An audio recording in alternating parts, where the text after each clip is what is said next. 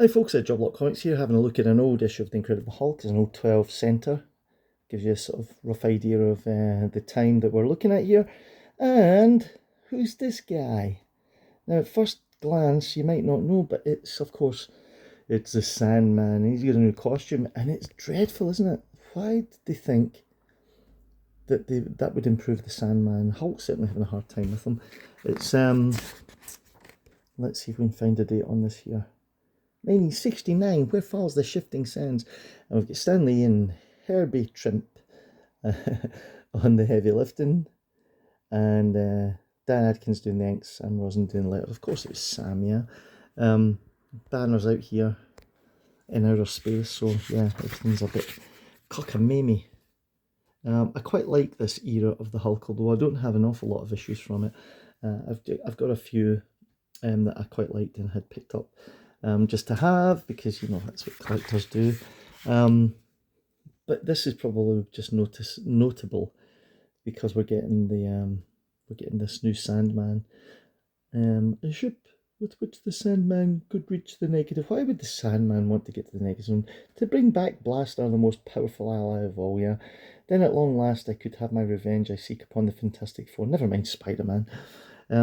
So Fantastic Four 62, we're getting a flashback to that there when he first donned those new togs, I think. I much prefer, mind you, this is quite nice, isn't it? Herbie Trimpy doing some old FF.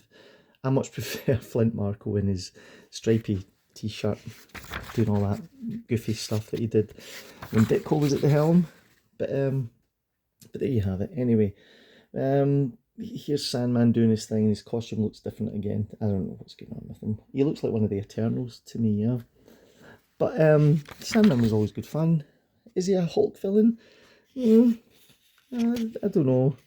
I think he's much more suited to the ground level heroes than he is to these big behemoths. But anyway, Hulk.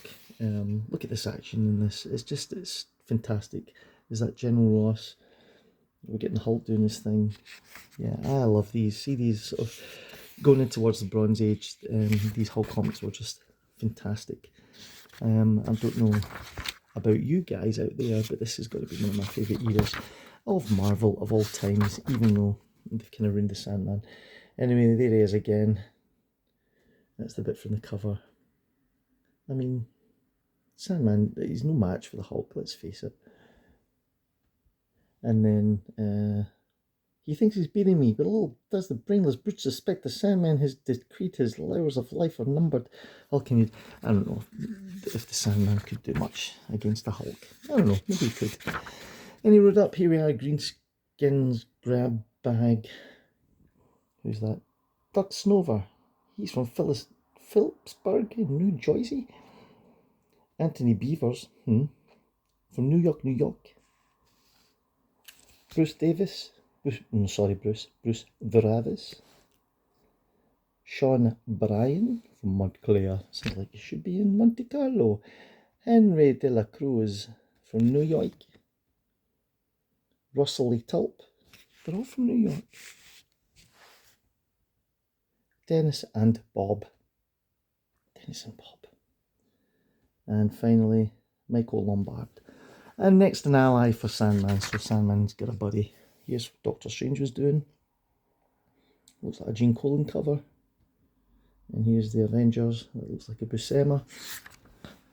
And there you go. So that's us, gang. Issue 113 of The Incredible Hulk. What do you think of it? Did you like the Sandman in this costume? Did you just think he was a big dork? Subscribe to the channel just now if you think the Sandman's a dork. I much prefer him in a stripy t-shirt, and there's the Hulk getting beaten up by sand. Yeah, like that was ever going to happen. I love that corner box. Who designed the corner boxes in Marvel, eh? It was Steve Ditko. Of course it was. Right, guys, hope you enjoyed. Thanks for subscribing. See you in the next one.